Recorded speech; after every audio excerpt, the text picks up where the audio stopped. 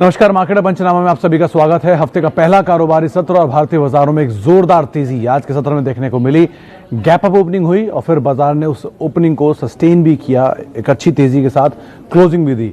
आज के लिए क्लियर कट विनर मार्केट्स में रहे बैंकिंग, एनबीएफसी स्पेस और बैंक्स में भी, particularly PSU banks, private banks, दोनों में ही आज तेजी का रुख बनता हुआ दिखाई पड़ा। मल्टीपल ट्रिगर्स, पहला तो एचडीएफसी बैंक के नंबर्स, उसके अलावा जेट, दीवान हाउसिंग के रिजोल्यूशन जो कि इंपैक्ट करते हुए दिखाई पड़े तमाम बैंकिंग स्टॉक्स के अंदर, पीएसयूज में भी और प्राइवेट सेक्टर बैंक्स में भी। सरकारी कंपनियों में भी खरीदारी देखने को मिली। वहां पर भी जो न्यूज़ फ्लो है वो कुछ इस तरह था कि जो आइडल कैश रखा है उसका यूटिलाइजेशन किया जाए और फर्दर केपेक्स पे या फिर डिविडेंड डिस्ट्रीब्यूशन के ऊपर, बायबैक के ऊपर उसको स्पेंड किया जाए। तो इस तरह की बातचीत और उसके बाद इस पूरे स्पेस में बज़ क्रिएट होता हुआ दिखाई पड़ा। प्रॉफिट टेकिंग थी आज फार्मा में, आईटी में, जहां पर लगातार मोमेंटम बनता हुआ दिखाई पड़ा। वो अब कुछ हद तक बैकफुट पे आते हुए दिखाई पड़े। मिड कैप में बहुत ज्यादा तेजी नहीं, फ्लैटिश टोन पे ही कामकाज रहा। लोअर लेवल से स्ट्रॉन्ग पुल बैक जरूर आया, लेकिन हाँ फिर भी मोर लेस फ्लैटिश नोट पे ही मिड कैप क्लोज हुए। लेकिन हाँ, फ्रंट लाइन इंडेक्स में आज जोरदार तेजी थी, जिसको बैंक्स लीड कर रहे थे, स्पेशली कोटक महिंद्रा बैंक जैसे बैंक्स हुए या फिर जो प्राइवेट बैंक्स हैं बारिंग एचडीएफसी बैंक, वहां पर खरीदारी देखने को मिली। एचडीएफसी बैंक में प्रॉफिट टेकिंग थी जो कि लगातार मूव के बाद आई। एफएमसीजी जरूर आज ग्रोथ ड्राइवर रहे। एचयूएल, कोलगेट, डाबर, सुबह से या सीएनबीसी आवास पर खरीदारी की राय दी जा रही थी और उसके बाद पूरे सेक्टर में एक अच्छी तेजी देखने को मिली। चलिए अब शुरुआत करते हैं सवाल जवाब के सिलसिले की। और हमारे साथ जो पहला सवाल आया है वो आया है डीमार्ट को लेकर, साजिद काजी अशरफ साहब का है। साजिद जी, देखिए नंबर्स ठीक हैं, सीक्वेंशियली नंबर इनके बेहतर हैं। ब्रोकर रिपोर्ट इनके जो टारगेट्स दिए रहे हैं वो करीब 2600 रुपये के आसपास के हैं। अनुमान के आसपास ही इनके मार्जिन्स, मुनाफा आया। बहुत बड़ा फायरवर्क नहीं था नंबर्स में। आज चलने की वजह एक तो पैसिमिज्म जो कि लगातार बना हुआ था स्टॉक में, उसका ओवरहैंग खत्म हुआ। दूसरा, जिन्होंने सुबह शॉर्ट किए थे, कैश का स्टॉक है तो उन्हें इंट्राडे में कवर करना भी था, तो वो कवरिंग आज देखने को मिली जो कि इसे डे हाई के आसपास ले आई। थोड़ा वेट करें, अगर ये स्टॉक नीचे मिलता है तो आप इस पर नज़र रखिए, लेकिन आज की तेज़ी को आप एटलीस्ट बहुत स्ट्रॉन्ग तेज़ी मान के इसमें पोजीशंस को ना होल्ड करें। आगे बातचीत करते हैं। एक और सवाल है सिप्ला को लेके अक्षय मित्तल साहब का। रिलैक्सो खरीदना चाहते हैं सिप्ला से निकल कर। मित्तल साहब, आपके टाइम फ्रेम का मुझे आइडिया नहीं है कितना है, लेकिन हाँ अगर आप लंबी अवधि का नज़रिया रखते हैं तो सिप्ला जैसा स्टॉक आपको शायद ही मिले। हाँ, रिलैक्सो मोमेंटम बेस्ड स्टॉक है, किसी भी दिन एक फुटवेयर में बज़ आएगी तो ये ज़रूर तेज़ हो जाएगा। अभी कारोबार के हिसाब से सिप्ला का कारोबार ज़्यादा बेटर दिखाई पड़ रहा है। गोइंग फॉरवर्ड कारोबार के हिसाब से रिलैक्सो का कारोबार थोड़ा ज़्यादा बेहतर दिखेगा। तो आप दोनों में से चॉइस अपनी ले सकते हैं, आपका नज़रिया क्या है उसके हिसाब से आप कामकाज कर सकते हैं। इसके अलावा एक सवाल है एलएनटी के ऊपर, 901 रुपये से होल्ड कर रहे हैं। चंद्रकांत चौहान साहब का सवाल है, 6 महीने का नज़रिया, 6 महीने से होल्ड कर रहे हैं। देखिए ऐसा कुछ गलत चीज़ आपने नहीं होल्ड करी है चंद्रकांत साहब, आपने शेयर सही चुना है। थोड़ा भाव ज़रूर ऊपर का लग रहा है आपको, लेकिन ऐसा बुरा स्टॉक नहीं है।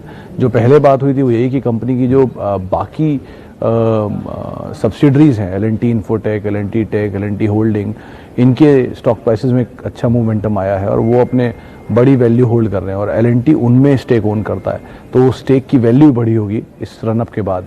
वो बाजार ने भी डिस्काउंट नहीं की है, वो कर रहा है, इन द प्रोसेस है, तो इसी वजह से स्टॉक में कुछ मूव आना शुरू हुआ है।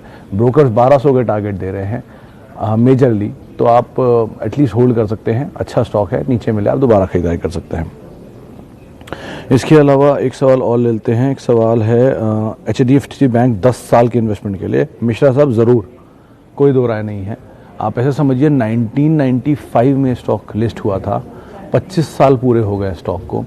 25 साल में 26% की CAGR से ये बैंक ग्रो कर रहा है और आज भी 25 साल बाद भी आप इसमें 10 साल के होराइजन के लिए चीज़ें पूछ रहे हैं, तो इसकी क्रेडिबिलिटी तो आपको खुद ही जाहिर कर दी है। आज भी लोगों को उतना ही भरोसा है जो 25 साल पहले था, तो आप एटलीस्ट बने रह सकते हैं, कोई ऐसी दिक्कत नहीं है। अच्छा बैंक है, थोड़ा नीचे मिले, अच्छा करेक्शन होगा, आप उसमें एंटर कर सकते हैं। ज़्यादा गिरेगा तो ज़्यादा बेहतर होगा, क्योंकि ऑलरेडी बहुत रनअप दिखाया हुआ है।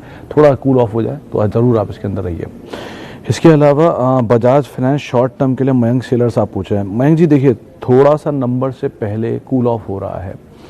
अमेजन वगैरह की सेल में 2 ही कंपनीज हैं जिन पे ऊपर एक इम्पैक्ट आ सकता है। एक तो SBI कार्ड, जो कि कार्ड्स के थ्रू ही पेमेंट हो रही हैं, और दूसरा बजाज फाइनेंस की EMI हो रही है और फाइनेंसिंग में बहुत मेजर इनका काम है। दूसरा, बजाज की ऑटो के लिए, ये मतलब बजाज ऑटो के लिए मेजर फाइनेंस भी करते हैं, तो 2-3 इनके रेवेन्यू ड्राइवर्स हैं। थोड़ा कूल ऑफ हो, नीचे मिले तो आप लीजिए। छोटी अवधि में नंबर से पहले, क्योंकि नंबर बहुत दूर नहीं है तो नंबर्स को डिस्काउंट कर रहा है। अब नंबर्स देखने होंगे किस तरह से कंपनी प्ले आउट करती है, लेकिन अगर मोर लेस थोड़े भी वीक नंबर आए तो बाजार शायद बहुत ज़्यादा पनिशमेंट दे दे, तो आप उस हिसाब से इसको देख के चल सकते हैं। नेस्ले के ऊपर एक सवाल है मेहुल माथुर साहब का, 15,900 पे शॉर्ट टर्म के लिए। अरे मेहुल जी, गलत स्टॉक चुना आपने शॉर्ट टर्म के लिए। आज आपको एक अच्छा मूव मिल गया, वो बात अलग है, तो आप लेकर निकल सकते हैं, लेकिन अदरवाइज ये स्टॉक ना इन्वेस्टमेंट ग्रेड स्टॉक है। इसके लिए आप 1-2 दिन, 4 दिन, 6 दिन के इसमें पैसा मत डालिए। 1-2 महीना, 2 साल, 1 साल के लिए ये बढ़िया कंपनी है, क्वालिटी कंपनी है, क्वालिटी मैनेजमेंट है, क्वालिटी प्रोडक्ट है। अब इसमें टाइम दीजिए, हर लोअर लेवल पे एक्यूमुलेट करिए और आगे के लिए रखिए, वो ज़्यादा बेहतर ऑप्शन रहेगा इसके मुकाबले। अच्छा, इसके अलावा बंधन बैंक को लेकर 2-3 सवाल आए हैं। 3 महीने 322 रुपये के दाम पे खरीदारी कर रखी है अभय प्रभु जी ने। प्रभु साहब, बैंक्स में आज रब ऑफ इफेक्ट था। HDFC बैंक के नंबर्स का, इसलिए ICICI बैंक हुआ, RBL बैंक हुआ, इनमें मूव आता हुआ दिखाई पड़ा। बंधन बैंक बुरा नहीं है, वैसे भी नए कंसोलिडेशन मिले हैं इसको GIC की हाउसिंग फाइनेंस स्पेस से, या फिर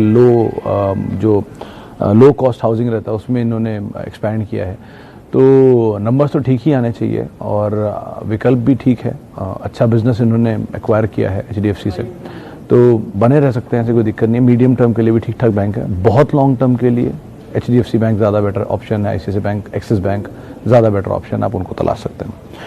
इसके अलावा Adani gas long term, Suresh Mali साहब, आप अगर लॉन्ग टर्म में अदानी गैस लेना चाह रहे हैं तो एक बारी पहले इसका चार्ट उठा के देख लीजिए। पिछले 1.5 साल या 1 साल का ही देख लीजिए खाली, वही बहुत है। ये शेयर कहाँ से कहाँ पहुँचा है और उसके बाद अब आप 1 साल के लिए और सोच रहे हैं, तो ऑलरेडी बहुत भागा हुआ शेयर है, बहुत महंगा शेयर है।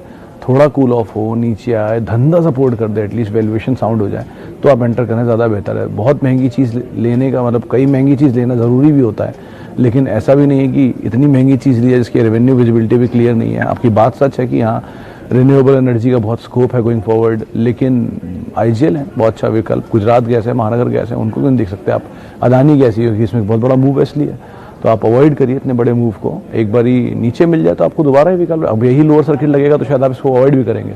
तो आप पहले वो कंपनी का कारोबार समझ लीजिए, उसके बाद इसमें एंटर करिए। बहुत बड़ा रनअप इसमें ऑलरेडी आ चुका है। अच्छा, टाटा मोटर्स पर रोशन गोलचा, राजा गोलचा साहब पूछ रहे हैं। देखिए, टाटा मोटर्स पे आज ही एक CLSA की रिपोर्ट थी, 220 रुपये के टारगेट दे रहे हैं। ऑलरेडी बड़ा लोअर लेवल से चला है शेयर। संजीव भसीन साहब से हमारी बात भी हो रही थी, वो भी कह रहे थे कि इसमें वो बहुत बुलिश है, तेज़ी और देखने को मिल सकती है, साइकिल तेज़ रहेगी। दोनों तरह का व्यू है, बहुत मिड वे में खड़ा है। अब यहाँ से या तो बहुत तेज़ी या बहुत मंदी, तो ये दिख नहीं रही, लेकिन हाँ, एटलीस्ट आप 220 तक का टारगेट तो देख ही सकते हैं। बहुत लंबी अवधि के लिए ज़्यादा अच्छे ऑप्शन मार्केट में अवेलेबल हैं, आप उनको देख सकते हैं। अच्छा, और सवाल ले लेते हैं। और भारती एयरटेल रिवर्सल, हर्ष भट्ट साहब पूछ रहे हैं। भट्ट साहब, देखिए, रिवर्सल भारती एयरटेल ने कंसोलिडेशन शुरू हो गया। ब्रादर, पहले जो तेज़ फॉल था वो अब रुका है और रुक कर अब संभल रहा है। एटलीस्ट नंबर से पहले कुछ मूवमेंट तो आना चाहिए इसमें, क्योंकि नंबर्स इतने बुरे नहीं होंगे जितने आइडिया के रह सकते हैं, या जितने पिछले क्वार्टर की सिचुएशन था उसके हिसाब से। तो एटलीस्ट आप अभी तो टाइम दे सकते हैं, बने रह सकते हैं, कोई दिक्कत नहीं है। लोअर लेवल पे थोड़ा और इसी दायरे में रहता है तो आप इसमें एक्यूमुलेट कर लें तो ज़्यादा बेहतर ऑप्शन रहेगा।